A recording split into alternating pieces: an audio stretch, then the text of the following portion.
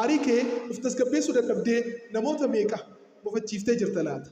Namicha ilmi isaa aarii to'achuu dadhabee yeroo hedduu irra deddeebiidhaan namoota garaagaraa bofachiisaa oolu tokkotu ture. Yeroo hedduu irra deddeebiidhaan ilmi isaa miira isaa akka to'achuu danda'u yoo gorses ilmi isaa isa dhaga'uu hin dandeenye. Abbaan mucaa sanaas ilma isaa fakkeenya gaariidhaan barsiisuu barbaadee waan tokko ajaje. Mismaara hedduu baay'atee itti kennee yeroo hundaa yeroo aarii kan kee to'achuu dadhabdee nama mufachiiftu mismaara kana muka kanarratti dhahi jedhe. Innis ajaja abbaa isaa fudhatee yeroo hundaa mismaara sana muka irratti dhahuu eegale. Booda irratti garuu mismaarri inni muka sana irratti dhahu hedduu waan baay'ataa dhufeef isa nuffisiisee guyyama guyyaadhaan mismaarota muka irratti dhahu hedduu xiqqeessaa dhufee gaaf tokko utumaan guututti mismaara tokkollee osoo muka irratti hin dhahin oole.